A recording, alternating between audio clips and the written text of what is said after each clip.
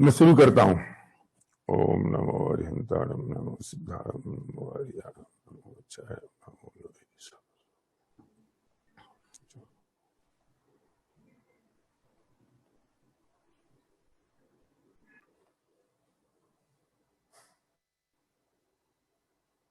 ओम नमः सिद्धेभ्य।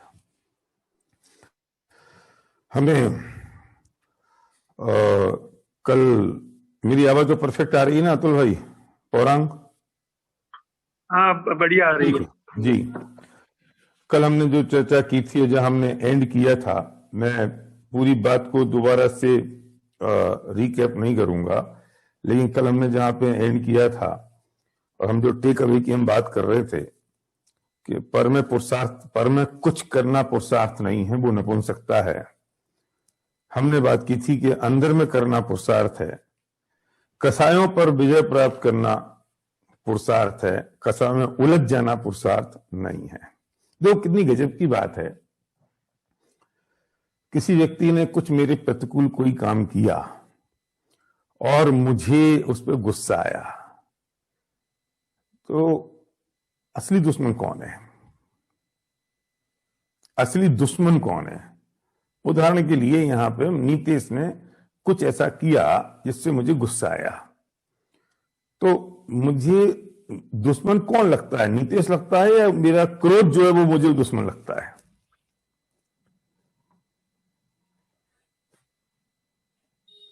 बच्चे ने गिलास तोड़ा, गुस्सा किस पे आता है? बच्चे पे आता है ना? किसने गिलास तोड़ दिया, और इतना महंगा, इतनी महंगी क्रॉकरी थी, इसका तो सेट ही बिगड़ गया, और हमने बच्चे के गाल पे एक थप्पड़ जड़ दिया। हिंदुस्तान में, अमेरिका में नहीं, है ना? और तुमने गाल पे थप्पड़ जड़ दिया उसके, तो ये दुश्मन कौन है इस वक्त? बुरा कौन है? गलत के कौन है इस वक्त? वो बच्चा गलत है, वो बच्चा दुश्मन है, या वो जो क्रोध मुझे आया वो मेरा दुश्मन है? हमने बात की थी कल कि मेरे 4 इंटरनल एनिमीज हैं ये मेरे 4 शत्रु हैं।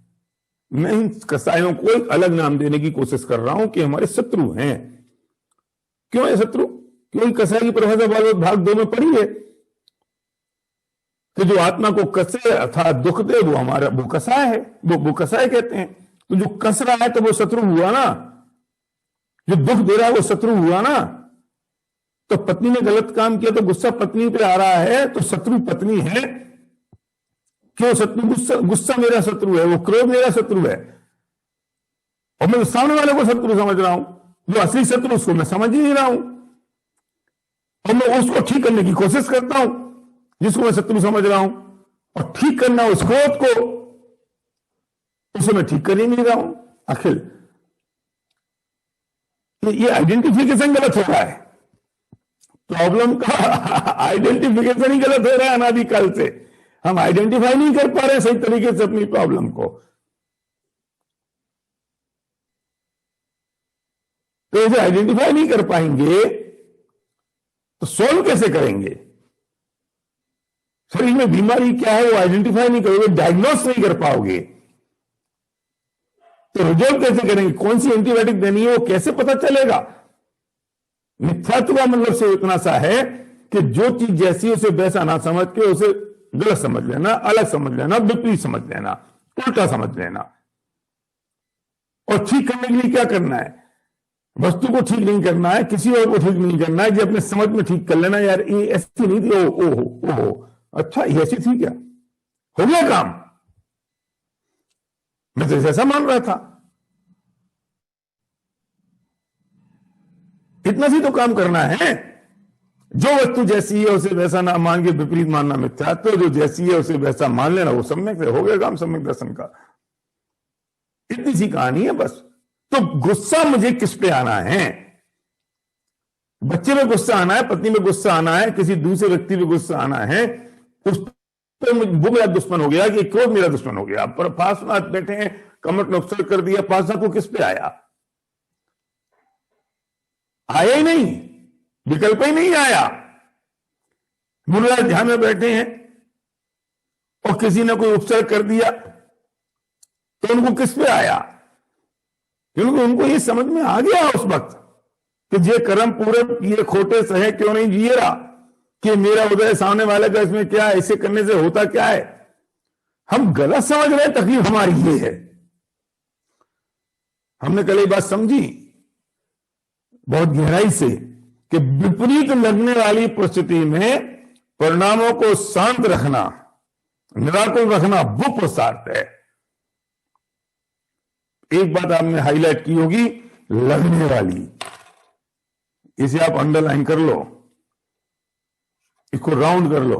वो लगने वाली की हम बात कर रहे हैं क्योंकि परिस्थितियां विपरीत होती नहीं हैं, वे तो जैसी हैं वैसी हैं, मुझे लगती हैं। तो ठीक कैसे करना है? परिस्थिति को करना है कि लगने को करना है? और हम मूर्ख उस परिस्थिति को ठीक करने में लगे हैं। हम परिस्थिति को ठीक करने में लगे, हम सिचुएशन को ठीक कर रहे हैं। करना लगने को है और सिचुएशन ठीक हो नहीं सकती क्योंकि उसके द्रव्यगुण पर्याय अलग हैं और मेरे द्रव्यगुण पर्याय अलग हैं। उसकी वो भिन्न है और मैं भिन्न हूं, और जो ठीक हो सकता है उसमें मैं काम नहीं कर रहा हूं। ये सबसे बड़ी बात है। और हमने कल यहां तक हम पहुंचे थे। अब मैं बात ये कह रहा हूं कि इस बात को होल्ड पे डाल दो, जो मैंने कहा था। मैं अब और इस पे डिस्कशन ज्यादा नहीं करेंगे, समय हमारे पास कल कहीं और है। जो कल हमने चर्चा की कि पुरुषार्थ क्या है, इसको पार्किंग में डाल दो, इसको पार्क कर दो। सही पुरुषार्थ क्या है, हम कर के आ रहे हैं, हम समझ के आ रहे हैं। चित्ते जिसको पार्क कर दो, जरूरत पड़ेगी तो इसको हम वापस ले आएंगे। हम एक चीज को और हम डिस्कस करेंगे, फिर इसको पार्किंग पे डालेंगे। ये वर्तमान में जो भी फल मिल रहा है, अभी बोर्ड नहीं है मेरे पास और मैं इसको समय नहीं लगाना चाहता हूं कि मैं इसका व्हाइट बोर्ड यूज करके आपको समझाऊं। आप समझ जाओगे आसानी से क्योंकि आपको सब आइडिया है कि वर्तमान में जो मुझे मेरा उदय है, यूं समझ लो कि जो फल मुझे मिल रहा है इस समय, इस पल, इस क्षण, इस मोमेंट, वो या तो इष्ट है या अनिष्ट है ना। अब वो जो इष्ट या अनिष्ट है, वो अगर इष्ट है तो मेरे पुण्य का उदय है, वो अनिष्ट है तो मेरे पाप का उदय है। तो वो कैसे मिला? ऐसे तो मिल नहीं जाएगा कि कुछ भी हो गया। वो मेरे अगर पुण्य का उदय है या मेरे पाप का उदय है, वो क्यों आया? क्योंकि वो कोई कर्म का उदय था।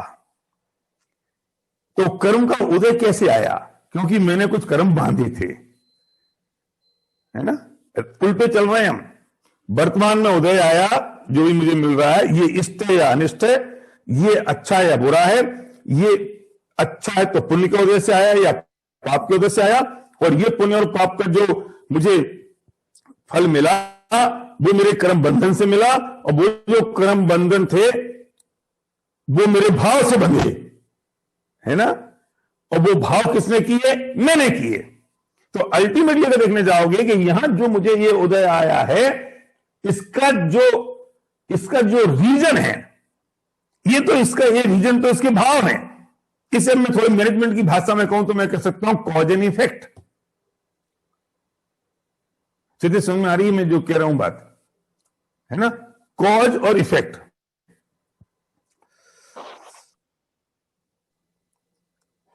वर्तमान में जो मुझे मिल रहा है ये तो इफेक्ट है,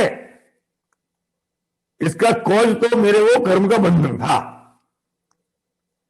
और वो जो कॉज कर्म का बंधन भी नहीं, वो भाव थे जिसके कारण वो कर्म का बंधन हुआ। वो भाव मेरे थे ना। तो अभी मैं इफेक्ट अभी आया है और इसका कॉज तो एक अंतर मुहूर्त पहले हो चुका। क्यों? क्योंकि वो जो कर्म का उदय आता है वो कौन सा मुहूर्त के बाद तो आता है ना। पता नहीं, वो काल कुछ भी हो सकता है, पर अपन एक अंतर मुहूर्त समझते हैं। अपन समझते हैं वो 48 मिनट 1 सेकेंड को। तो ये जो वर्तमान में इफेक्ट है, जो मेरा उदय आया, इसका कॉज तो 48 मिनट पहले जा चुका। तो मैं दुखी किस पे हो रहा हूं? मैं परेशान किस पे हो? इस इफेक्ट पे। ठीक करने की कोशिश कैसे कर रहा हूं? इफेक्ट को, उदय को ठीक करने की कोशिश कर रहा हूं। ये ठीक हो सकता है? नहीं, क्योंकि जिसके कारण ये उदय आया है, ये पर्याय तो जा चुकी, इसका रीजन तो हो चुका, और ये 48 मिनट पहले हो गया। अब उसमें मैं परिवर्तन कर ही नहीं सकता। क्यों? तुम उसमें परिवर्तन कर सकते हो जो चल जा चुका, तो उसमें परिवर्तन नहीं कर सकते, तो इसको कैसे परिवर्तित करोगे? और मैं मूर्ख इस वर्तमान उदय को बदलने की कोशिश करता हूं।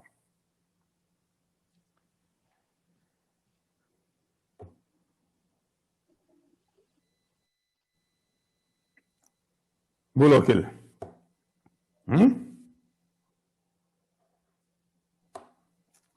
अभी मुझे 10 लाख रुपए का घाटा हुआ। शेयर मार्केट में समझ लो कि मैंने एक शेयर खरीदा 10 लाख रुपए का, वो घाटा हो गया मेरे को। अब वो जो शेयर आज खरीदा था, जो शेयर खरीदा था 1 साल पहले, घाटा आज हुआ, मैं घाटे को ठीक कर सकता हूं, क्योंकि ये तो आज 10 लाख का घाटा हुआ, ये तो इसका इफेक्ट है। कौन कहता तुमने 1 साल पहले खरीदा था? तो 1 साल पहले की अवस्था में जाके, 1 साल पहले जाके तू अब उस निर्णय को बदल सकता है? नहीं बदल सकता। क्यों नहीं बदल सकता? उसमें 2 कारण है। क्योंकि वो चीज तो जा चुकी, इट्स हैपेंड। जब वो जा चुका, वो हो चुका, उसमें परिवर्तन हो नहीं सकता। जब उसमें परिवर्तन नहीं हो सकता, तो ये तो इसका इफेक्ट है, ये तो इसका उदय है। तो उदय में परिवर्तन कैसे हो सकता है? अरे परिवर्तन करना था तो तू भावों में परिवर्तन करता, तो अगर भावों में परिवर्तन होता तो तेरे कर्म वैसे बनते, कर्म वैसे बनते तो उदय पुण्य का आता, पुण्य का उदय आता तो वर्तमान तुझे अनुकूलता मिलती। हम वर्तमान को ठीक करने की कोशिश करते हैं, वो हो नहीं सकता, क्योंकि वो तो इफेक्ट है, कॉज है उसका भूतकाल जो जा चुका।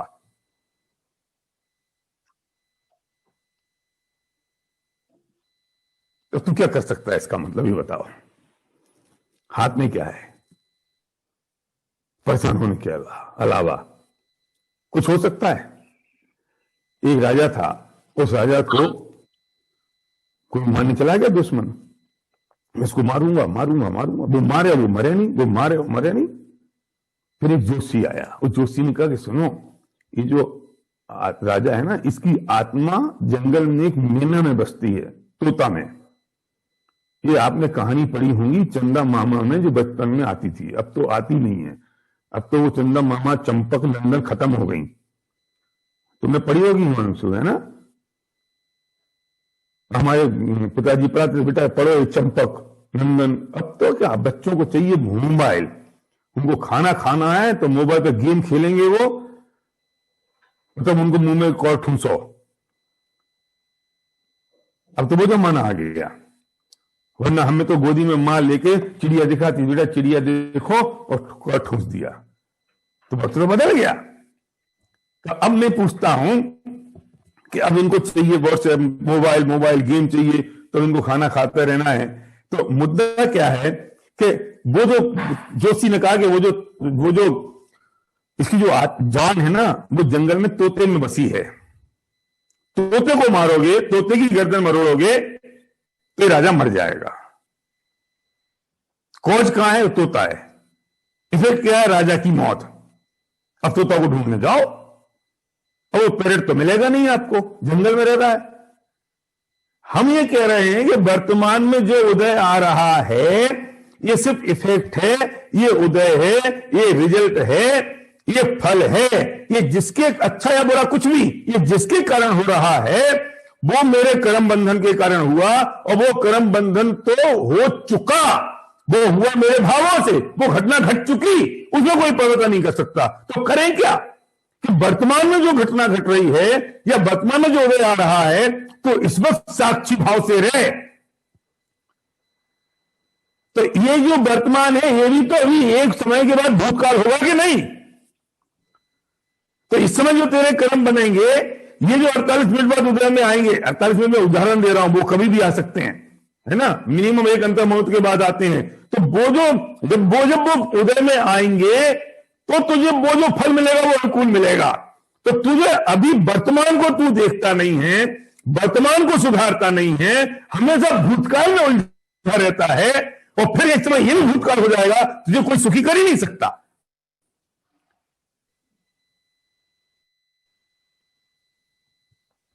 जो दुश्मन है उसे दुश्मन नहीं मानना है, और जो जो जो मेरा जो तकलीफ जो उदय आया है, इसमें लकीर पीट रहे हैं, जबकि इसका कोर्स तो जा चुका। तो क्या करें?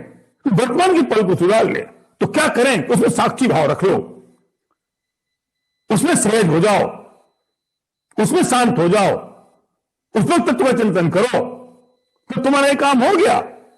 मतलब अब मैं इसे एक लाइन में कहूं कि life doesn't have rewind button.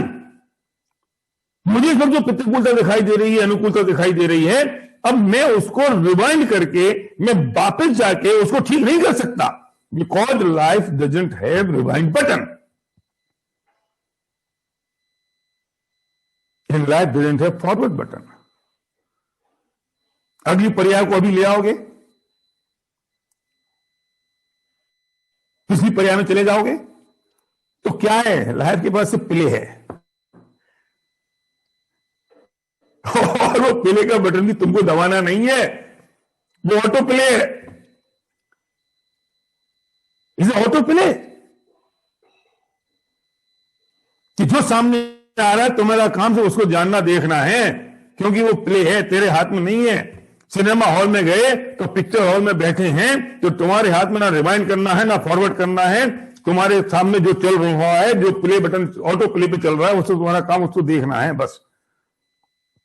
और मैं उलझा हुआ हूं इस कर्तृत्व के बोझ में कि मैं इसे पीछे कर दूंगा, मैं इसे आगे कर दूंगा, मैं ऊपर कर दूंगा, मैं नीचे कर दूंगा। अब मेरा प्रश्न यह है, इस बात को समझ लिया ना? अब मेरा प्रश्न यह है कि जो वर्तमान में घट रहा है, ये पूर्व में बंधे हुए कर्मों का उदय है, उसमें कोई परिवर्तन हो नहीं सकता। तो भविष्य में जो घटेगा, अब सुनना, यहां पर सबसे मार्के की बात है कि भविष्य में अब जो घटेगा वो भी वर्तमान और भूतकाल के कर्मों के उदय के कारण ही भविष्य में आएगा ना।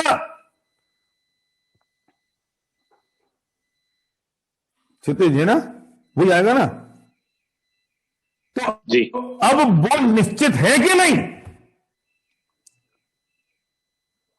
कौन कह सकता है कि वो निश्चित नहीं है? आई रिपीट, निश्चित है। हाँ, कौन ये माई कलाल कह सकता है कि क्रमबद्ध नहीं है? कौन माई कलाल कह सकता है क्रम नियमित नहीं है? कौन माई कलाल कह सकता है सर्वज्ञ ज्ञान में जो आया वो होगा नहीं? कौन माई कलाल कह सकता है कि ये क्रमत पर्याय कुछ होती नहीं है? मैं इतनी सी लॉजिक की बात करता हूं, और ये बात अगर समझ में आ गई तो मैं स्पार्क हो जाना चाहिए। मैं एक क्रमबद्ध पर्याय जो मैंने बात करने की कोशिश की और कल आपसे कहा था, मैं इसे इस ढंग से प्रेजेंट करने की कोशिश कर रहा हूं। आई रिपीट, कौन बच्चा नहीं मान सकता मेरा? कौन यंग नहीं मान सकता? कौन जवान, हिंदू मुस्लिम सिख ईसाई, कौन नहीं मान सकता इस बात को? आई रिपीट अगेन, अभी जो वर्तमान में मेरा जो उदय चल रहा है, ये तो कोई ना कोई मेरे कर्म का उदय के कारण है ना। और दुनिया में हर वक्त इस बात को स्वीकार करता है। तो वर्तमान में जो चल रहा है वो मेरे कोई ना कोई कर्म का उदय है, और वो जो कर्म का उदय है वो मैंने पहले बांधे थे, और जब बांधे थे वो पर्याय जा चुकी, वो अवस्था जा चुकी, वो तो भूतकाल हो चुका, और वो जो बांधा था वो मेरे भावों के कारण बंधा था। तो वो जो हुआ था वो उसी पल ये निश्चित हो गया था कि इसका मिलना क्या है। निश्चित हो गया था ना उसी पल जब बंधा था, और आज जो बन रहा है उसका भी नक्की हो गया ना कि वो आगे मिलने वाला है। तो मैं कहता हूं कि अनादिकाल पहले ये जब 48 मिनट पहले, 1 घंटा पहले, या 1 समय पहले भी कोई चीज नक्की हो गई थी, तो वो अनादिकाल पहले से नक्की क्यों नहीं हो सकती? और 1 समय बाद की कोई चीज नक्की है तो अनंतकाल बाद तक की वो नक्की क्यों नहीं हो सकती? काल में तो कोई लॉजिक ही नहीं है। लॉजिक तो फंडामेंटल है ना। ये फंडामेंटल जब क्लियरिटी आ गई, और ये फंडामेंटल जब क्लियर हो गया कि जो वर्तमान में हो रहा है वो पहले नक्की हो चुका था इसलिए हो रहा है, और जो वर्तमान में मैं भाव बांध रहा हूं वो भविष्य में वैसे ही बनेंगे, तो वो भविष्य निश्चित हुआ कि नहीं हुआ? हाँ। तो कोई कैसे कह सकता है? अब हिंदू लोग कह देंगे हुई है भाई जो राम रची राखा, तो राम को यहां से हटा दो 1 सेकंड के लिए, तो राम ने जो रच दिया वो होगा। तो मैं कहता हूं राम को हटा दो, तो वो मान तो रहे ना इस बात के लिए कि होना वो ये जो होना है, अभी राम की जगह हम अपने कर्म कर देंगे, हम अपना उदय कर देंगे।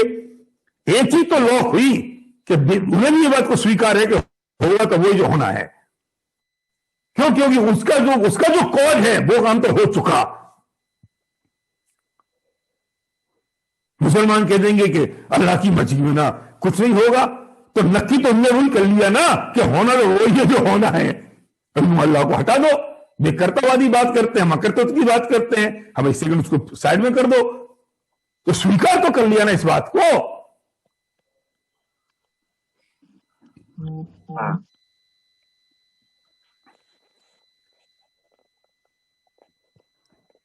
इस बात को सोच के अगर ये बात थोड़ी सी और आगे बढ़ो कि अनादिकाल पहले नक्की नहीं हो गया था, ये बात कि मैं आज बैठ के 7:53 संडे 10 बजे आपसे चर्चा करूंगा और मेरी ये उंगली इधर मेरे होंठ के ऊपर रखी जाएगी, आप बैठ के सुनोगे। तो मैं जो समझा रहा हूं या जितने लोग सुन रहे हैं सबके अलग अलग भाव हो रहे हैं कि नहीं, अलग अलग परिणाम हो रहे हैं कि नहीं? क्यों हो रहे हैं अलग अलग? कि आपके जो भाव हो रहे हैं वे आपके कर्म के उदय के कारण आपने जो बांधे थे उसके अनुसार हो रहे हैं। मैं जो कर रहा हूं वो मेरे अनुसार कर रहा हूं। मैं आपके भावों को कैसे बदल सकता हूं? मैं आपके भावों को बदल दूंगा तो फिर आपके जो भाव हुए तो उनका क्या होगा?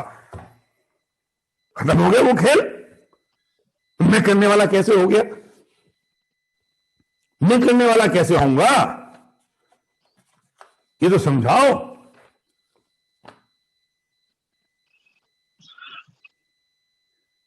Everything is pre decided, yes.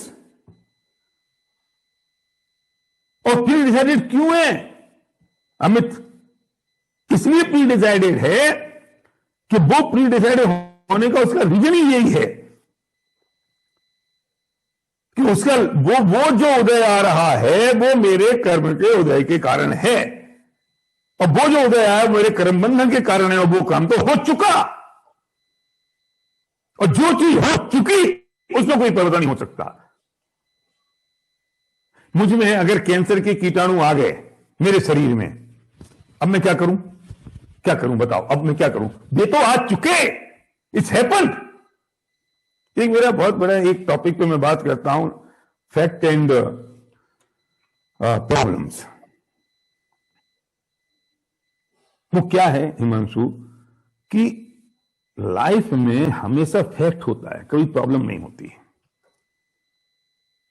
क्यों? कि फैक्ट की डेफिनेशन ये है अतुल भाई कि what is happened is fact, remaining is story. जो घट चुका वो फैक्ट है, वो तथ्य है, और बाकी सब कहानियां हैं। हम कहानियों में जी रहे हैं। मेरे शरीर में कैंसर हुआ है, ये फैक्ट है। अब मैं इस टेंशन में बैठा हूं, अब क्या होगा, ये होगा, वो होगा, अब क्या करेंगे, मर जाएंगे, जिंदा रह जाएंगे, अभी हो जाएगा, वो परेशानी हो जाएगी। ये सब कहानियां हैं। Remaining all story, drama, tension, pressure, stress, ये फैक्ट नहीं है, ये कहानियां हैं। फैक्ट तो हो चुका। कब हो चुका? एक समय पहले जो हुआ वो हो चुका। एक समय पहले जो हुआ वो हो चुका। एक समय बाद की अवस्था आई नहीं है। तो इस समय जो हुआ वो फैक्ट है, और फैक्ट की कभी प्रॉब्लम नहीं होती है। फैक्ट होता है, उसका सिर्फ सोल्यूशन ढूंढा जाता है। मेरे शरीर में अगर कैंसर की कीटाणु आ गए, ये फैक्ट है। सोल्यूशन क्या है? इसकी दवाई ले लो, कीमो ले लो, इसको खत्म करो।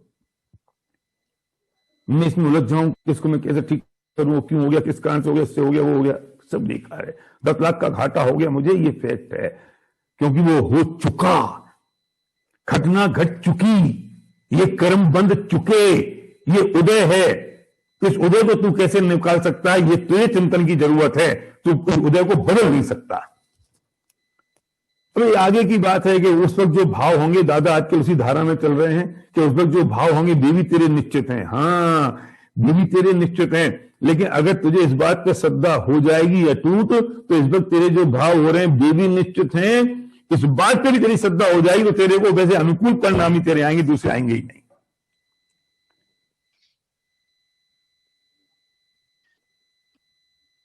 गुरुदेव श्री फरमाते थे कि अब वो ठीक है, और मुझे अगर ये सब बातें अगर क्रमबद्ध में नक्की हैं और मुझे नरक जाना होगा तो क्या होगा? तो कहते थे कि तेरे को अगर ऐसे भाव आ रहे हैं तो तुझे क्रमबद्ध पे श्रद्धा नहीं है और तू नरक ही जाएगा फिर। और जिसको मोक्ष से जाना होता है उसके ऐसे भाव ही नहीं आते हैं, उसको ये विचार ही नहीं आएगा। कि तेरे विचार जो आए हैं, भाव जो तेरे आए हैं, उससे ही निर्णय हो रहा है कि तेरी गति कौन सी बननी है। वो प्रश्न नहीं होगा उसको, वो प्रश्न भी तो निश्चित है ना।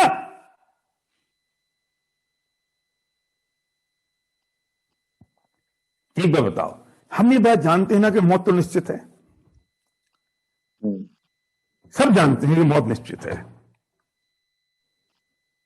हम स्वीकारते नहीं हैं इस बात को कि आज जिस पल जिस क्षण मौत आनी होगी उसी पल उसी क्षण वो मौत आएगी। वो एक समय भी आगे पीछे हो सकती है? नहीं नहीं नहीं हो सकती। चलो कोशिश कर लेते हैं, मान लेते हैं कि वो आगे पीछे कर सकते हो। चिराग, मौत अगर आगे पीछे हो गई तो तुमने उसको एक दिन डिले कर दिया। सुनना जरा एक सेकंड के लिए। तो अब जिस भव में तुम जाने वाले हो तो वो किसी मां के घर में जाओगे ना, तो वो जो मां के घर में जाओगे तो अभी अपन समझ लो, वो तुम दोबारा मनुष्य समझ लो, कुत्ता कुतिया भी समझ सकते हैं, ठीक है ना, उदाहरण के लिए। चलो कुत्ता समझ लेते हैं, ठीक है। हम कुत्ते, हम फिलहाल तुम्हारे नहीं कह रहा हूं, मैं मेरे लिए कह रहा हूं कि अब हम कुत्ता की पर्याय में जाने वाले हैं और मैंने एक दिन मैंने मौत को रोक ली। तो वो जो कुत्ते के पेट में जाने वाला हूं और वहां उस कुतिया को जिस कुत्ते का संयोग मिलने वाला है, वो कोई एक बेडरूम में तो सो नहीं रहे हैं, एक बेड पे सो रहे हैं। वो देखो ऐसे तो है नहीं कि भाई ये एक कुत्ता कुतिया एक बेडरूम में एक बेड पर सो रहे हैं। तो वो उससे उसको जिसका संयोग मिलने वाला उस कुतिया को, जिस कुत्ते का जिसके कारण मैं उसके पेट में जाने वाला हूं, उसको कौन खिसकाएगा? समझ में नहीं आई बात? मैं उसके पेट में जाऊंगा ना मर के, उस कुतिया के पेट में। तो वो जो कुतिया जो उस कुतिया के पेट में मैं जाऊंगा, उस कुत्ते को जो मिलने वाली है वो खिसकेगी कि नहीं? फिर उसकी जो संभोग के भाव है वो खिसकेंगे कि नहीं? और फिर जब मैं पैदा हो जाऊंगा फिर कुतिया मुझे जो संभालेगी वो खुद वो संभलेगा कि नहीं? कैसे खिसका सकता हूं मैं एक दिन?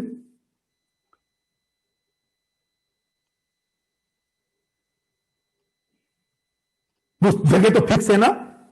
मालूम है कि स्वर्ग में जाने वाला हूं तो जगह खाली होगी तब तो मैं वहां पहुंचूंगा कि नहीं? तो 6 महीने पहले तो उनकी माला मर जा गई। अब मैं तो यहां से अब मैं एक दिन लेट नहीं करूंगा, मैं एक दिन जल्दी मर जाऊंगा। मैं तो जल्दी मर गया, मैं तो मर जाऊंगा, मैं आत्महत्या कर ली, मैं जल्दी मर गया। अब जाऊंगा कहां? वो जो जाना है वो जगह फिक्स है कि नहीं है? वो तो खाली हुआ नहीं है। आप सोचो तो सही, क्या कह रहे हैं हम? जब ये मरण निश्चित है तो जन्म निश्चित है कि नहीं है? जन्म निश्चित कितना है मालूम है? कि कौन से जीव को किस मां की कोख में किस अवस्था में किस वक्त आना है वो निश्चित है। उसके बाद वो पति पत्नी के संभोग के भाव आना भी निश्चित है। एक समय में एक से भाव आना निश्चित है। आप नहीं कह सकते नहीं आज तो मेरा मूड नहीं है। यू कैन नॉट से कि तुमने तो कह दिया आज मेरा मूड नहीं है ना। और वहां जिस जीव को आपके पेट में आना है वो तो दूसरी पर्याय से मर गया। उसकी तो मौत हो गई ना दूसरी पर्याय में। अब कुतिया से किसी को मनुष्य पर्याय में आना है, वो कुत्ता तो मर गया। अब आके तो नहीं अपन तो आज आपका भाव नहीं बना, तो कहां जाएगा वो निश्चित है कि नहीं है? वहां उसका मौत होना या आपके संभोग का भाव होना, उस भाव के बाद क्रिया का होना, उसके बाद उसको उस घर में आना, 9 महीने पलना, वो सब निश्चित है कि नहीं है? तुमने एक समय के लिए एक चीज को बदलने की कोशिश की तो पूरे ब्रह्मांड में पिलाया जाएगा। वो बदला जा ही नहीं सकता।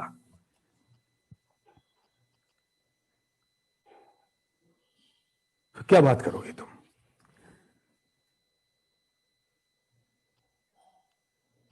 अब वो बच्चा पैदा हो गया, वो अगर मैं एक दिन डिले कर दूं तो बच्चे की जिससे शादी होनी है, तो वो लड़की भी तो वहां निश्चित हुई ना जैसे शादी होनी थी, वो भी तो हुई है कि नहीं हुई है? वो सब डिस्टर्ब हो जाएगी कि नहीं, वो मिलेगी कि नहीं उसको? सोचो तो सही। हम बहुत परिवर्तन के अहंकार में डूबे हुए हैं, मैं परिवर्तन कर दूंगा, मैं बदल दूंगा, मैं बदल दूंगा। तू क्या बदल देगा? और तेरे हाथ में अगर बदलना होगा तो तू प्ले में उलझ जाएगा, पूरी दुनिया में प्ले आ जाएगी।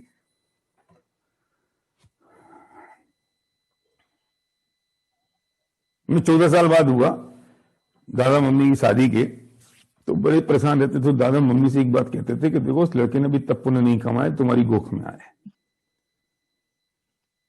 वो समय निश्चित होगा कि नहीं कि मैं कहीं और होऊंगा ना? मैं जहां भी था, स्वर्ग में था कि नरक में था कि कुत्ते बिल्ली में था, तो मैं वो 14 साल पूरे करूंगा कि इनकी शादी हो गई इसलिए मैं वहां जल्दी मर जाऊंगा। तो मेरा प्रश्न यह है कि जब मौत निश्चित है, जब जन्म निश्चित है, तो जन्म और मरण के बीच में जो समय है वो भी एक एक समय निश्चित है कि नहीं है? तुमने बड़ी आसानी से स्वीकार कर लिया मौत, तुमने बड़ी आसानी से स्वीकार कर, अरे किसी और की मौत, किसी और का जन्म भी तो है ना। तुमने अगर मौत स्वीकार की जो समय पे हो रही है, तो जन्म बाय डिफॉल्ट स्वीकार हो गया कि किसी और की मौत, किसी और का जन्म है। और जब मौत और जन्म निश्चित हो गए, तो जन्म और मरण के बीच में जो अवस्थाएं हैं वो निश्चित हुई। और जब एक चीज निश्चित हो गई, तो हर पल हर क्षण निश्चित हुआ कि नहीं हुआ? केवली के ज्ञान में आया इसलिए हो रहा है, ऐसा नहीं है। उनका ज्ञान इतना निर्मल हो गया है कि जो घटना है वो उनके ज्ञान में झलक रही है। भगवान ने देखा भैया वही होगा। ये तो कहने की बात है कि जो होगा वो भगवान ने देखा है, भगवान ने देखा है वो नहीं होगा। तो जो होगा वो भगवान ने देखा है, मतलब उनके ज्ञान इतना निर्मल हो गया, केवल ज्ञान उनके ज्ञान में झलक गया।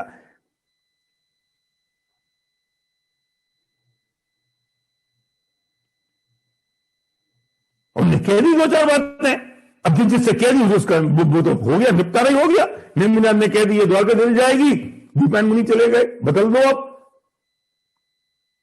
आज ने कह दी कि तुम मारी 24 तीर्थंकर होगा, तो दो भाई साहब निकल लिए कि तुम पहले में 24वां, उनका काम हो गया, बदल के दिखाओ कोई।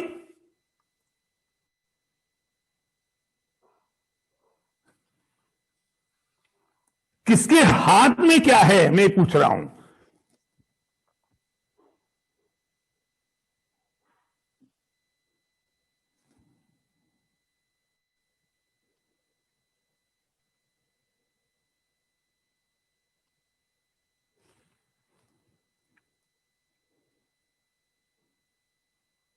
मैं पॉज दे रहा हूं आपको सोचने के लिए।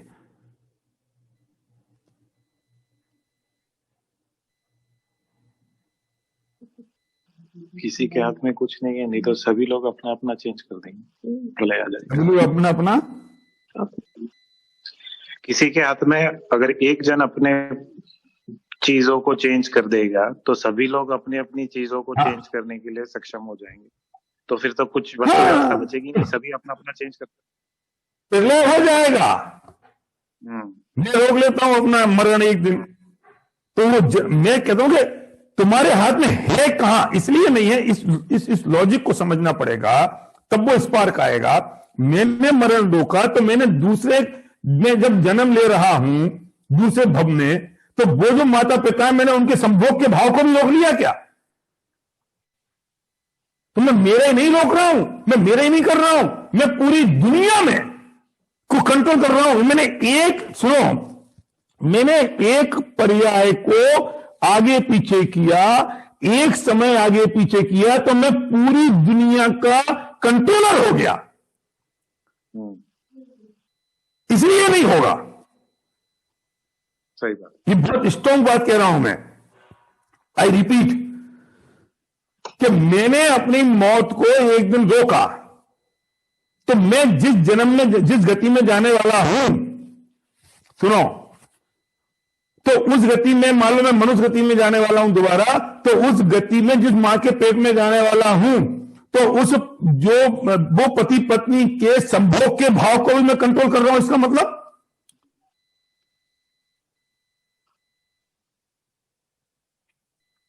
ये नक्की है कि नहीं है कि मैं किस मां बाप का के पेट में जाऊंगा, कौन मेरे मां बाप बनेंगे, मैं वो चूज कर सकता हूं। तो मैंने उन दोनों की शादी को भी बदल दिया, मैंने उनके जो मां बाप थे, उन मां बाप के जो विचार थे वही मैंने बदल दिए। मैं इतना बड़ा आदमी बन गया कि मैं सबके विचार परिवर्तित कर, मैं परिस्थिति परिवर्तित करने का मतलब उनके विचार परिवर्तित करना है। मैं अगर कुत्ता बनूं, सपोज करो मैं कुत्ता बनूं, तो वो कुतिया को उस कुत्ते का जो संयोग जिस पल में जिस क्षण में सड़क पर होने वाला है, वो तो प्री प्लान नहीं है ना। मां बाप कहा कहते भैया वो तो पति पत्नी है, उनका तो प्री प्लान हो सकता है कुछ होगा, वो कुत्ते का क्या होगा। अब आपको देखा कि अच्छा ये सड़क पे हिंदुस्तान में, यूएस में नहीं होता, सड़क पे एक कुत्ता कुतिया दोनों आपस में मिल गए, बच्चे से पत्थर फेंकने लगते हैं। अरे तुम तो पत्थर फेंक रहे हो, लेकिन तुमको पता नहीं अनादिकाल पहले से नक्की था ये कि इस कुत्ते के संयोग से इस कुतिया को 6 बच्चे पैदा होने वाले हैं।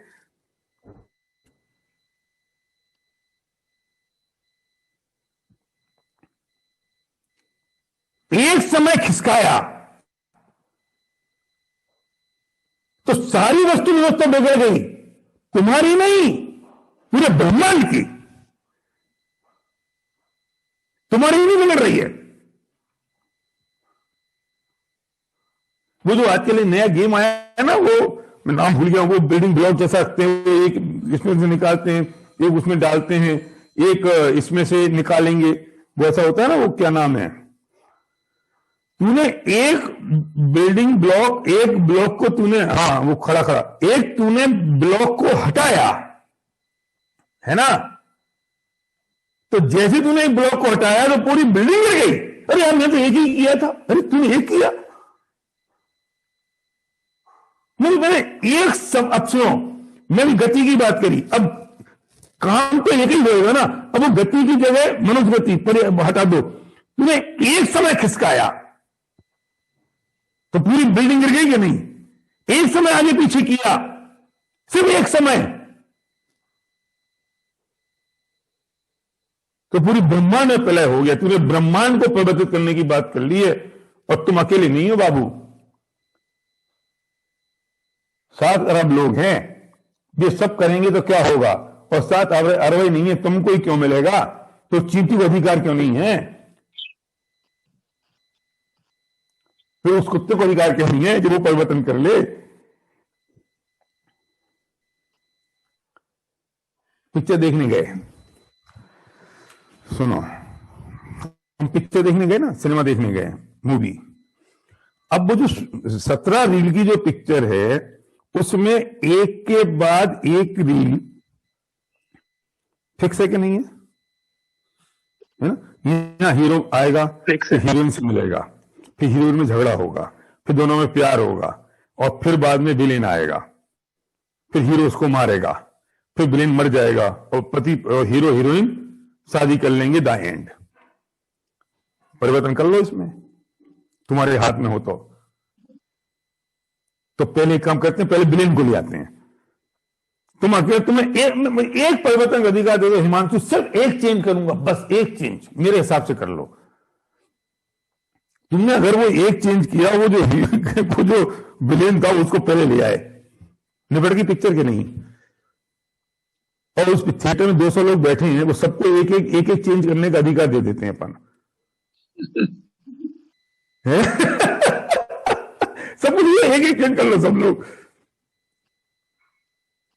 तो क्या करते हो। वो परिवर्तन संभव ही नहीं है कि तुम चुपचाप थिएटर में बैठे रहो, सिर्फ जानो और देखो। जिंदगी भी एक थिएटर है, जीवन भी एक थिएटर है। हम यहां बैठे हुए हैं, सिर्फ देख रहे हैं पिक्चर, जो सामने घट रहा है उसको मैंने देख लिया बस, उसको मैंने जान लिया बस। मुझे उस रील में परिवर्तन करने का अधिकार नहीं है और मैं एक परिवर्तन कर सकता नहीं हूं, एक आगे की रील को पहले आ नहीं सकता, पहले की रील को। अरे वो डायरेक्टर है, वो निश्चित करके बैठा है, उसने सब बना दिया है। हमारा काम सिर्फ इतना सा है कि हम उसको जाके देख लें और उसका आनंद ले लें। अब सुनो कि उसमें जब रोने का सीन आ रहा है ना, तो अभी मैं साक्षी भाव से उसको देख रहा हूं। हंसने का सीन आ रहा है तो अभी मैं साक्षी भाव से उसको देख रहा हूं। ऐसा हो जाए अगर, तो तुम पिक्चर देखने नहीं जाओ। तुम तो पिक्चर देखने जाते हो कि वो जब वो डरता तो हाँ मैं डर गया। मुझे आज तक समझ में नहीं आया, हॉरर पिक्चर देखने आदमी जाता है, पैसे देता है, डरता और है।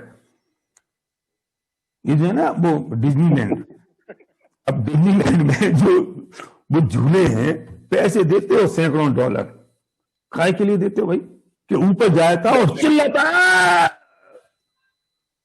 पैसे देके डरने के लिए, चिल्लाने के लिए। नीचे उतरते हैं लोग तो आधे लोगों के तो पेंट गीले हो जाते हैं। फिर उससे पूछो भैया कैसा रहा? बहुत मजा आया। अच्छा, ऊपर तुझसे पूछते मजा आया तो तू क्या जवाब देता? ऊपर तो लग रहा था भैया जल्दी से नीचे उतारो तो मैं बच जाऊंगा वरना मौत आ गई, और नीचे बोलता मजा आया। प्रवृत्ति तो देखो, कोई इस गधे को पता ही नहीं है, इस जीव को ये पता ही नहीं है कि मजा किस में आता है और किस में नहीं आता। अपनी जेब की गाड़ी कमाई की, खून पसीने की कमाई देते हैं उस थिएटर में जाके देखने के लिए कि अभी हमको डराएंगे, हॉरर पिक्चर देखने, ये हमको डराएगा और हम डरेंगे, है ना। और ऐसे बैठ जाते हैं बिल्कुल पकड़ के कुर्सी, और फिर वो कुर्सी हिलती है, फिर नीचे से पानी आता है, फिर वहां पे चूहे आते हैं स्क्रीन पे, तो यहां पे पैर में भड़बड़ाता है और चिल्लाता है जोर जोर से। क्यों? किस चीज में मजा आ रहा है?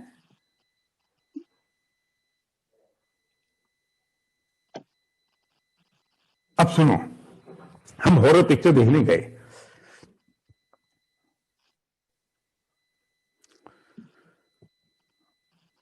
तो मेरे बगल में एक आदमी और बैठा, वो हॉरर पिक्चर देख रहा है, और मैं डर गया।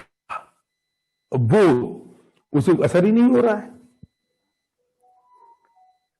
मैंने उससे पूछा भाई साहब इतना डरावना सीन था, मैं तो मतलब मेरी तो हार्ट बीट ऊपर नीचे हो गई और मेरा तो पजामा गीला हो गया, तुमको असर ही नहीं हुआ? तो पता है क्या बोलता है?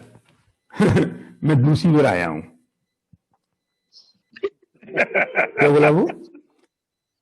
दूसरी बार मैं दूसरी बार आया हूं और मुझे ये पता है कि इसमें कुछ होने वाला नहीं है। ये जो 3D पिक्चर थी ना, तो इसमें वो जो ड्रैकुला आया है वो यहां आके वापस चला जाएगा। मुझे पता था, इसमें असर ही नहीं हुआ, मुझे मालूम था। अच्छा, मैं क्यों डर गया? मैं क्यों डरा? पकड़ना इस बात को, मैं क्यों डरा? क्योंकि मुझे पता ही नहीं था कि अब क्या होगा। वहां से जो ड्रैकुला आया 3D मूवी में, मुझे लगा कि मतलब ये मुझे खाया इसने, और मैं घबरा गया, मेरा ब्लड प्रेशर हाई हो गया, हार्ट बीट बढ़ गई, मेरा पजामा गीला हो गया। उसको असर नहीं हुआ। जिसको ये पता है कि आगे क्या होगा,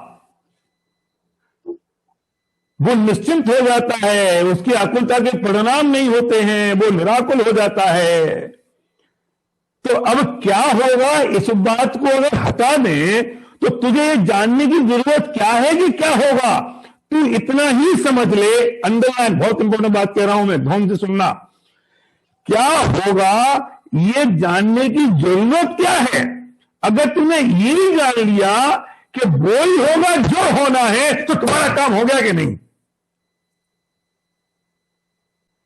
अरे यार मजा ही नहीं आया।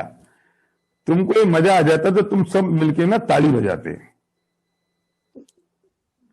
तो मुझे अनंत मजा आया, मैं कुर्सी पे खड़ा हो गया और मैंने टेबल ठोक दी, और तुम्हें मजा ही नहीं आया। जब तक तुम उतने खुश नहीं रहोगे तब तक मैं दोबारा इसको समझाऊंगा। मेरे समझाने में कमी रह गई होगी, आप तो सब समझदार हो। क्यों विपुल भाई? नहीं समझा पाया होऊंगा। आपसे थोड़ी कुछ कह सकता हूं कि तुम्हारी समझ में नहीं आया। आप समझदार हो, ज्ञानी पुरुष हो, अमेरिका में रहते हो।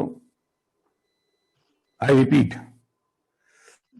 हाँ, हिमांशु गांधी जी ने एक बार थोड़ी सी कोशिश करी है अंगूठा अंगूठा दिखाने की। आई रिपीट, सुनो, मुझे मजा आ रहा है इसलिए मैं आपको फिर दोबारा समझा रहा हूं, आपको समझ में आना चाहिए और आप उछलना चाहिए, ऐसे मत बैठे हो सीधे। मैं उस हॉरर मूवी में मैं डर रहा हूं क्योंकि सामने से वो ड्रैकुला आ रहा है, डायनासोर आ रहा है, यार चलो डायनासोर आ रहा है 3D मूवी में ना, और डायनासोर कैसा आता है, ऐसा आया, मैं तो बिल्कुल घबरा गया, हार्ट बीट बढ़ गई, मेरा पजामा गीला हो गया, ब्लड प्रेशर बढ़ गया। और बगल वाला वो बिल्कुल पॉपकॉर्न खा रहा है। जब वो ड्रैकुला चला गया तो मैंने उससे पूछा, भाई साहब आपको डर नहीं लगता? तो वो बिल्कुल पॉपकॉर्न खाते खाते बोलता है, मैं तो दूसरी बार आया हूं। मतलब मुझे तो पता था अब क्या होने वाला है, कि ये तो आएगा, तुम्हें ये भ्रम होगा कि ये तुम्हें खाएगा, लेकिन ये खाएगा नहीं, मैं जानता था, मैं तो आराम से पॉपकॉर्न खा रहा हूं। तो मैं ये कह रहा हूं कि जैसे जब वो दूसरी बार आया तो उसे ये पता है कि क्या होने वाला है, तो उसके जीवन में निराकुलता आई कि नहीं? वो निराकुल हुआ कि नहीं? वो निडर हुआ कि नहीं? उसके डर समाप्त हो गए कि नहीं? क्योंकि वो दूसरी बार आया, उसको पता है कि क्या होना है। जब आपको पता लग जाएगा कि अब क्या होने वाला है, तो आपके जीवन में आने वाले सारे डर ये समाप्त हो जाएंगे कि नहीं?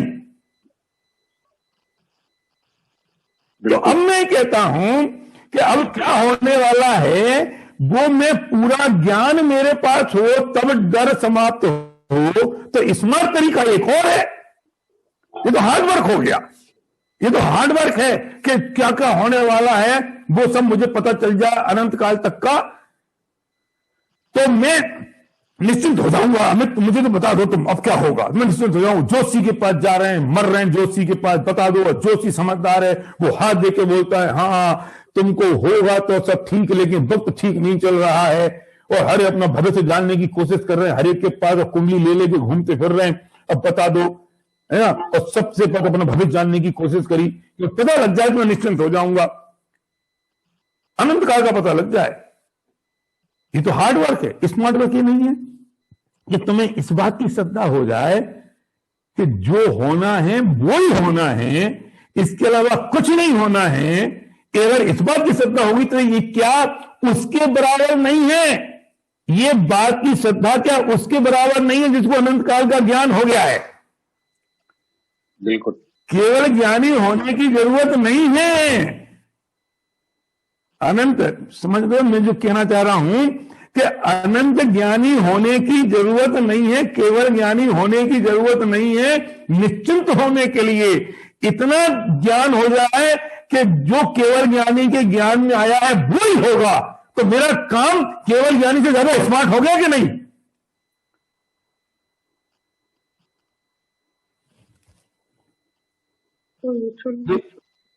एक आदमी ने फैक्ट्री खोली, इंडस्ट्री लगाई, है ना, और वो इंडस्ट्री लगा रहा है और सुबह से लेकर शाम तक काम कर रहा है, मेहनत कर रहा है, लगा पड़ा है, घिस पिस रहा है और वो कमाई कर रहा है। ये हार्डवर्क है। और स्मार्ट काम क्या है पता है? कि एक आदमी ने उसने 1 करोड़ रुपए लगा दिए, वो घर पर बैठ के सो रहा है। उसको इतना भरोसा है कि जिस आदमी को जिस वेंचर में मैंने पैसे लगाए हैं, है ना, ये आदमी बहुत स्मार्ट है, ये बहुत मेहनती है, ये बहुत करेजियस है, ये बहुत स्मार्ट है और मास्टरमाइंड है, ये काम कर लेगा। स्मार्ट आदमी कौन? जिसको इस बात पर श्रद्धा हो गई कि ये स्मार्ट आदमी है, बढ़िया काम करके देगा, और उसने 1 करोड़ रुपए लगाया, वो स्मार्ट है। उसने स्मार्ट काम किया कि वो स्मार्ट काम कर रहा है जो बेचारा सुबह से लेकर 24 घंटे मर पच रहा है और काम मेहनत कर रहा है। मेरे को उसमें श्रद्धा हो गई ना अनंत, कि ये स्मार्ट काम है, इसको 1 करोड़ रुपए दे दो और ये कमा के देगा, और अपने को तो बस 5 लाख रुपए महीने की इनकम आ रही है बिना कुछ करे। तो मैं कह रहा हूं कि कितना स्मार्ट काम हो गया कि मुझे केवल ज्ञानी के ज्ञान पर श्रद्धा हो गई, मुझे सबकता पर श्रद्धा हो गई, मुझे इस बात पर श्रद्धा हो गई कि यार जो होना है वो बिल्कुल निश्चित है, जो होगा बिल्कुल वही होने वाला है, दूसरा कुछ होने वाला नहीं है। तो मुझे अनंत काल तक का जो होने वाला उसका ज्ञान हो गया कि नहीं? कैसे ज्ञान हो गया? क्या पता तुमको कि अब अगले पल क्या होने वाला है, आज दोपहर में क्या होगा, तुमको क्या पता है? मुझे पता है, पता है। हाँ मुझे पता है कि क्या पता है, कि मुझे ये पता है कि जो होना है वही होना है। अब मैं किससे बाकी की बात बोलूं?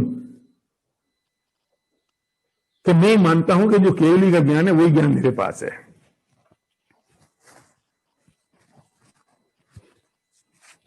वाह, कैसे ज्ञान है कि हाँ केवली ने तो वो जाना देखा, उनके ज्ञान में प्रतिबिंबित हो रहा है, और लेकिन मैं इतना स्मार्ट हूं कि मेरे ज्ञान में ये प्रतिबिंबित हो रहा है कि केवली के ज्ञान में जो प्रतिबिंबित हो रहा है वही हो रहा है। बोलो अमित गांधी, है ना? तो जितने केवली, जितने निश्चिंत हैं, जितने निराकुल हैं, उतना निराकुल इस वक्त मैं हो सकता हूं कि नहीं? वो आदमी मेहनत करके कमा रहा है और मैंने सिर्फ 1 रुपये लगा के मुझे उस पर भरोसा हो गया कि अच्छा कमा के देगा, वो मेरे लिए काम कर रहा है, ये कमा के देगा, मुझे इस बात तो श्रद्धा हो गई है, तो मैं ज्यादा स्मार्ट बिजनेसमैन हुआ कि नहीं? क्या भाई बोलो, है? आप इतना बड़ा काम करते हो चश्मे का, है ना, इतनी मेहनत करते हो, मैं आपको इन्वेस्टमेंट कर दूं जरा 10-25 करोड़ रुपए, स्मार्ट कौन, मैं कि आप?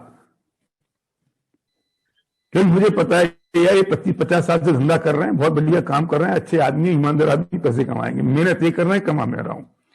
मुझे अगर ये श्रद्धा मेरे कर्म सिद्धांत पर हो जाए, मुझे वो श्रद्धा क्रमबद्ध पर हो जाए, मुझे वही श्रद्धा अगर केवली के ज्ञान पर हो जाए, तो उससे ज्यादा स्मार्ट में हो गया, और वही चिंता मुझे इसी पल, इसी क्षण हो जाएगी, क्योंकि मुझे चिंता ज्ञान है। क्या होगा उस बात की डिटेलिंग में जाने की क्या जरूरत है? मुझे तो बैलेंस शीट देखनी है ना, अंत में आगे कितना प्रॉफिट हुआ, कितना लॉस हुआ, चैप्टर खत्म। आई एम नॉट अकाउंटेंट, मैं अकाउंटेंट नहीं हूं कि मैं एक खाते की खतौनी करता रहूं, एक एक केस की एंट्री करता रहूं, एक एक लेजर बनाता रहूं, वो अकाउंटेंट करेगा। मैं स्मार्ट आदमी हूं, आई एम बिग मैन, मैं उसे कहूं बैलेंस शीट दिखा दे, मैं 31 मार्च को देता हूं, कितना प्रॉफिट कितना लॉस है। मैं इतना स्मार्ट आदमी कि मुझे कौन सी पर्याय में क्या घटने वाला है, कौन सी पर्याय में क्या होगा, वो मुझे डिटेलिंग जानने की जरूरत नहीं है। और क्यों जानूं मैंने इतना जान लिया कि वही होगा जो होना है,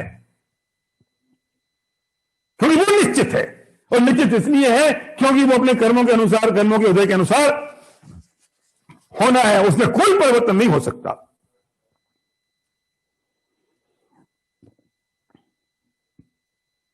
आस्था, ये 2 बच्चियां बैठी हैं यहां पे, समझ में आ रहा है बेटा मेरी बात? कौन सी क्लास में हो तुम? अनम्यूट होगी, मैं करूं? हाँ बोलो, कौन सी क्लास में? 8th में हो? एग्जाम हो गया कि होना है? होना है। होना है। कितने % मार्क्स आएंगे? पता नहीं। बस ये तो गड़बड़ होगी, पता नहीं, बस यही रायता फैल गया बेटा, पता नहीं, और यही डर है। तुमने कह दिया पता नहीं, बस यही डर है, यही परेशानी है। और तुम्हारे मम्मी पापा यहां बैठे हैं क्या, सुन रहे हैं?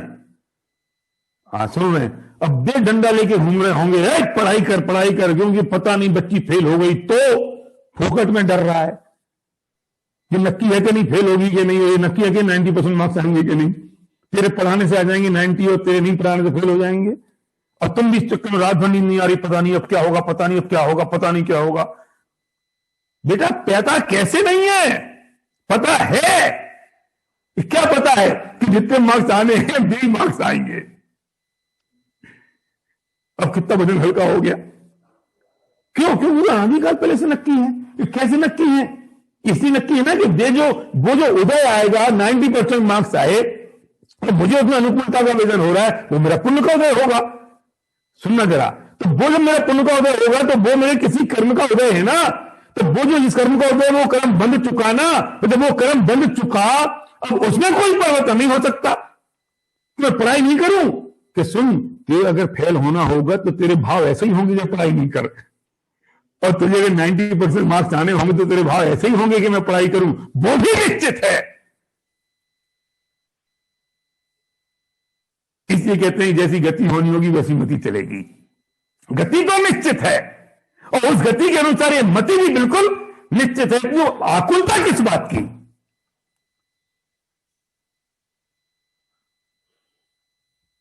और अगर ये श्रद्धा हो गई तो पिताजी निश्चिंत के नहीं कि बच्ची फेल होगी कि 90% आएंगे, और बच्ची निश्चिंत के नहीं कि 90% आएंगे कि फेल होंगी।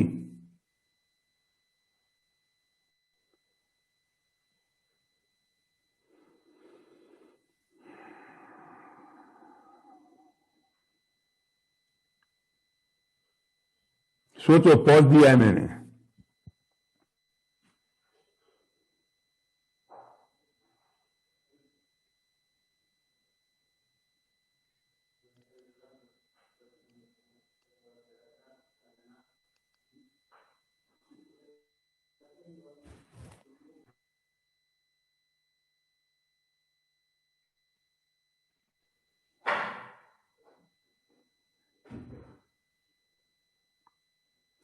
केवली के ज्ञान में जो निर्मलता है वो होगी तब हम निश्चिंत होंगे, या हम ऐसे उनके ज्ञान पर श्रद्धा करके, उस कर्म सिद्धांत पर श्रद्धा करके निश्चिंत हो जाएंगे तब वो केवल ज्ञान होगा।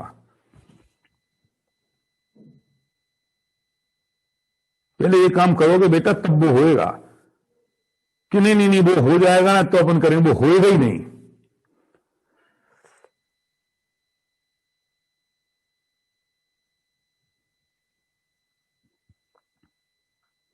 मेरा घर बन रहा है तो वो मेरा कॉन्ट्रैक्टर और मेरा जो सप्लायर था, एक मार्बल के टुकड़े पर लड़ मरे दोनों। अब वो कि यार ये टुकड़ा गलत है मार्बल का, वो कहता ये सही है। तो मैंने कहा, मैंने दोनों को बुला के मैंने कहा पहले ये बात तुम नक्की कर लो कि इस दीवार के इस अंश पर जिस मार्बल के टुकड़े को लगना है वो अनादिकाल पहले से निश्चित है। पहले तो नक्की कर लो। दोनों हंस पड़े। मैं तुम्हें समझाऊंगी निश्चित है कि नहीं है। अब लड़ किस बात कर रहे हो?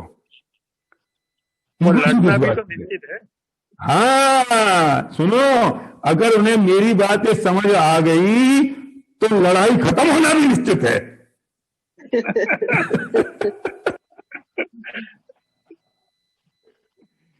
लड़ाई निश्चित है, ये पक्की बात है। लेकिन अगर ये मेरी बात उनकी समझ में आ गई तो लड़ाई खत्म होना भी निश्चित है, और मेरी बात उन्हें समझ में नहीं आई ये भी निश्चित है, तो लड़ाई का कंटिन्यू रहना भी निश्चित है। पर ये बात समझ के मैं तो निश्चिंत हो गया, मैं तो हो गया निश्चिंत। मैंने कहा ये तो नक्की है, अब लड़ किस बात कर रहे हो? तो हंस पड़े दोनों के दोनों। पहले इसमें से आकुलता का जो कंपोनेंट है ना, इसको तो रिमूव करो। हर सिचुएशन में एक आकुलता का बड़ा कंपोनेंट है। और अगर मैं लाइफ की बात करूं तो सारे डिसीजन उससे ड्राइव हो जाते हैं। और थोड़ी रूटीन की लाइफ पे आ जाए ना, मैं कहता हूं ना, ये जिनागम तो बिल्कुल प्रैक्टिकल है। जिनागम तो वो है जो प्रैक्टिकल लाइफ में है। हर सिचुएशन में लाइफ जो आकुलता का कंपोनेंट बहुत बड़ा है, वही है। बड़ा क्या है? वही 99% होगा। और अब क्या होगा, अब क्या होगा, आकुलता अब क्या होगा, अब कैसे करेंगे, अब कैसे करेंगे, अब क्या होगा। तो पहले तो इस आकुलता के कंपोनेंट को जीरो कर,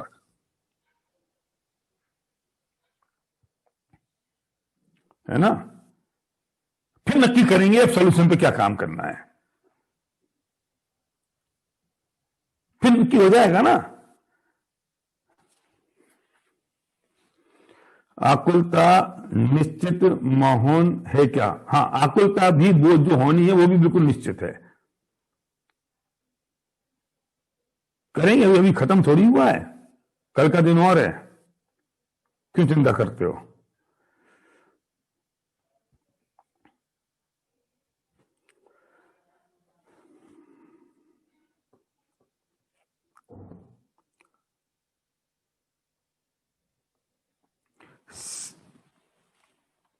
पांच मिनट में और ले लूं अतुल भाई? हाँ जी ले लो। सोनी तो आप लोग, सोनी तो है ना? अब तो कहाँ जाना है? सोनी तो है ना? इसके बाद मतलब पूछ रहा हूँ क्या काम क्या है, मतलब अभी कितने बज गए आपके यहाँ? मैं बताऊं कितने बज गए आपके? हाँ हाँ, 9:02। 9 रात के ना 9। तो क्या काम क्या है? सोनी तो है, सोना थोड़ी देर बाद सो जाना। तो अभी भी सोओगे नहीं, अभी तो और 1-2 घंटे जगोगे फिर सोओगे।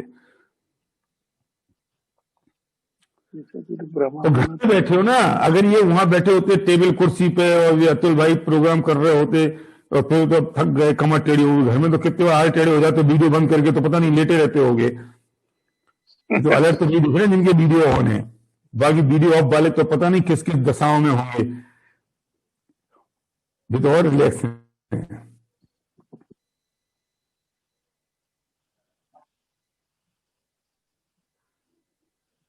ये सब कुछ व्यवस्थित है कि नहीं है, ये सब सिस्टमेटिक है कि नहीं है राजीव? अगर तुम्हारे हाथ में आ जाए तो सब अव्यवस्थित हो जाए। विभा बहन, सब व्यवस्थित है कि नहीं है? और हमको क्या लगता है सब अनसिस्टमेटिक हो रहा है, सब अव्यवस्थित हो रहा है, सब अनसिस्टमेटिक हो रहा है, सब बिगड़ रहा है। वो जो अव्यवस्था है ना, वो सबसे बड़ी व्यवस्था है। वो भी व्यवस्थित है। वो अव्यवस्था भी व्यवस्था ही है, वो व्यवस्थित ही है। नाटक हो रहा है, प्ले हो रहा है, और प्ले में एक आदमी आया, उसकी आधी मूंछ उड़ी हुई है, उसकी पजामा एक ऊपर है, पैंट एक पैंट पाए नीचे है, एक ऊपर है एक नीचे है। अब वो आता है स्टेज, तुम कहते रे रे रे रे रे क्या ये, इसकी आधी मूंछ रह गई, पैंट थोड़ा नीचे तो कर ले। अरे पागल है तू, कर ले। ये आधी मूंछ रखने के लिए और आधी मूंछ उड़ाने के लिए इसके पैसे लगे हैं। ये आधा पैंट ऊपर है आधा पैंट नीचे है, इसके लिए बहुत मेहनत लगी है। तुझे अव्यवस्थित लग रहा है, ये महाव्यवस्थित है। सुनो, इससे बढ़िया एग्जांपल याद आ गया। आजकल जो जीन्स आते ना, ये डेनिम है ना, फटा हुआ। अच्छा भाई, आप तो नहीं पहनते होगे वैसे वाले, मुझे उम्मीद है, लेकिन जो आधे फटे फटाए वो जो आधे फटे फटाए होते हैं ना, फटे फटाए समझ गए? अरे ये है, घुटना फटा है, किसी का ऊपर फटा है, किसी का नीचे से फटा हुआ है, समझिए ना? समझ गए। पैर निकल रहा है, कभी ये निकल रहा है, वो निकल रहा है। तो ये जो घुटने फटे फटाए होते हैं जीन्स, तो एक बार कोई व्यक्ति महंगे आते हैं। हाँ, यही मैं कह रहा हूं। तो वो मेरे पास कोई व्यक्ति मिलने आया, जब दादा थे, और वो मेरे से मिलने आया, और वो मतलब ही वॉज मिलेनियर, और वो मेरे से घर पे मिलने आया, और उसके डेनिम में दोनों घुटने बाहर निकल रहे थे। घुटने से फटा हुआ था वो, और ऊपर थाई से फटा हुआ था, ठीक है ना? और वो आके बैठ गया। अब मैंने दादा से उसका परिचय कराया, मैंने कहा दादा ये फलाना फलाना है, और ये हैं, वो हैं, इनकी इतनी इंडस्ट्री है। और दादा बार बार कभी मुझे देखें और कभी उसको देखें, है ना? और या in summer school body cool, और कभी फिर उसके पैर को देखें, और दादा उससे कुछ कहें कि बेटा थोड़ा सिलवा लो इसको इस पेंट को की सिलाई करवा लो, या कुछ बेटा दिक्कत है क्या, वे कुछ कहें, उससे मतलब पोजीशन मेरी ऑकवर्ड होती। तो मैंने दादा से कहा, मैंने दादा सुनो, ये जो आपको फटा हुआ दिखाई दे रहा है ना, ये फटा हुआ नहीं है। तो बोले क्या मतलब? मैंने कहा ये जो जीन्स आपको फटा हुआ दिखाई दे रहा है, ये जीन्स फटा हुआ नहीं है, ये फटवाया गया है, और इस फटवाने के लिए जोड़ी कीमत दी गई है। अगर ये जीन्स 5,000 रुपए का है, तो ये इसके लिए 8,000 रुपए का है। दादा मरते मर गए, उन्हें ये बात समझ में नहीं आई, यार ऐसा कैसे हो सकता है। अब मैं आपसे पूछता हूं कि वो जो फटी हुई जीन्स है, और उसमें जो रेसे निकल रहे हैं, वो रेसे भी निकलते हैं ना, वो रेसा निकल रहा है, धागा निकल रहा है, वो व्यवस्थित है कि अव्यवस्थित है? हमको लगा कहीं से फाड़ दो, कहीं से नहीं फटती है। तो भाई जहां से फटनी है वहीं से फटनी है, जो धागे उसमें से निकलने हैं, वही धागे उसमें से निकलने हैं, उसको जहां से फेडेड हो। अब हमारा कपड़ा अगर फेड हो जाए तो हम ज्यादा कपड़ा पहनते नहीं है। अगर यार ये तो फेड हो गया, मेरी शर्ट है, मेरा पैंट, वो जीन्स जितनी फेडेड है उतनी महंगी है, तो कहां से फेडेड होनी है, कितनी फेड होनी है, कितनी सफेद दिखनी है, कितनी फटी दिखनी है, कितने धागे निकलने हैं, वो व्यवस्थित है कि नहीं? तो वो 2000 की जीन्स की रेट 10,000 रुपए है, हमें लगता है व्यवस्थित है। अज्ञानियों को, जो जीन्स के अज्ञानी हैं, उन्हें फटी हुई जीन्स अव्यवस्थित दिखाई देती है, लेकिन जो फैशन के ज्ञानी हैं उन्हें वो फटी हुई जीन्स व्यवस्थित दिखाई देती है। एक जिनको तत्व ज्ञान के जो अज्ञानी हैं उन्हें वस्तु व्यवस्था अव्यवस्थित दिखाई देती है, लेकिन जिनको वस्तु स्वरूप का ज्ञान हो जाए उनको सारी व्यवस्था व्यवस्थित दिखाई देती है। ये आजकल और नया नया फैशन में आग लग गई है। अतुल भाई, मेरे जमाने में मेरी उम्र बढ़ जाए, लंबाई बढ़ जाए, मुझे स्कूल जाना हो और घुटने से, ये जो मेरे पंजों से अगर 1 इंच पैंट ऊपर हो जाए, तुम पहनते नहीं थे हिमांशु, तुम्हारे पिताजी जयंती लाल जी मार मार के तुम्हें पहनाते होंगे, पहन ले, अभी तो नया खरीदा, तू लंबा हो रहा तो मैं क्या करूं, पहन ले, थोड़ा सा तो ऊंचा हुआ है ना? और अब ये आग लग गई है फैशन में। वो पंजे से फिर एंकल हाइट, नी हाइट, थाई हाइट, कोई सी भी हाइट, वो व्यवस्थित है क्या? व्यवस्थित है। पहले तो मैं सोचता था कि लेडीज की थोड़ी सी ये नी से ऊपर पहनती है, वो सलवार सूट पहनती है, वो नीचे से 3 इंच ऊपर। पहले तो हमारे यहां पहन ले कोई आदमी तो लगता है यार पैसे कम होंगे इसके पास, जो थोड़ा सा इसने अपने लंबाई थोड़ी 2 इंच 3 इंच कम पहन रखी है, ये अच्छा लगता है क्या? तो कोई दूसरा आदमी उसको दे दे कि बेटा ये दूसरा कपड़ा ले लो, हम तुम्हें दिलवा दें। अब तो जेंट्स के पैंट, क्या नीतू हो गए ना, वो कौन सी हाइट, एंकल हाइट ही बोलते हैं उसको, वो व्यवस्थित है क्या? व्यवस्थित है। मूर्खों को, जो फैशन के अज्ञानियों को लगती है व्यवस्थित है, दया का पात्र है, उससे पूछो, उसे 10 गुने पैसे दिए उसके, वो व्यवस्थित है। ऐसे ही वस्तु व्यवस्था, अगर दृष्टि का दोष है, दृष्टि में बदलाव करना है, अगर ये ज्ञान हो गया कि जो होना है वो बिल्कुल निश्चित है, जो हो रहा है वो बिल्कुल व्यवस्थित हो रहा है, तो पूरी दुनिया तुमको व्यवस्थित दिखाई देगी, क्योंकि वो व्यवस्थित है, उसमें कोई परिवर्तन नहीं है। अब धरती में कोई माइकलाल तुमको आकुलित कर ले, अब हो जाओ तुम आकुलित। बहरा कहता है कि तुम सब गूंगे हो। जो बहरा होता है ना, बहरा है ना, डीफ एंड डम्प, तो बहरा कहता है तुम सब गूंगे हो, क्योंकि जितना लोग बोलते हैं वो सुनते ही नहीं है। उसे लगता है मुंह चला रहे हैं, बोल ही नहीं रहे। वो कहता है, बहरा कहता है कि सब गूंगे हो। जो गूंगे हैं तो उसके कान में दोष है, दोष अपने कान का है, और वो कहता है पूरी दुनिया गूंगी है, क्योंकि मुझे तो कुछ सुनाई नहीं दे रहा है। बेटे तेरे कान खराब हैं, हमें अज्ञानता का दोष है, हम वस्तु व्यवस्था को समझने को तैयार नहीं है, समझ नहीं पा रहे हैं, इसलिए पूरी दुनिया अव्यवस्थित दिखाई देती है, और हर पल हर क्षण आकुलता और टेंशन और तनाव दिखाई देता है। अगर तू एक बार उस वस्तु के स्वरूप को समझ ले, क्रम सिद्धांत को समझ ले, उस क्रमबद्ध को समझ ले, क्रम नियमित को समझ ले, जो घटना है वो ही घट रहा है, कोई परिवर्तन नहीं है, तो तुम्हें पूरी दुनिया में शांति और निराकुलता दिखाई देगी, और कोई परिवर्तन हो ही नहीं सकता। हम इस बात को और आगे लेके जाएंगे, हम और इस पर समझेंगे कि कब क्या होने वाला है, कौन किसको बदल सकता है, कौन कुछ परिवर्तन भी संभव है क्या। और आज का टेक अवे ये है कि जब सब कुछ निश्चित है, तो ये जो विकल्प हो रहे हैं, ये विकल्प कितने निरर्थक हैं।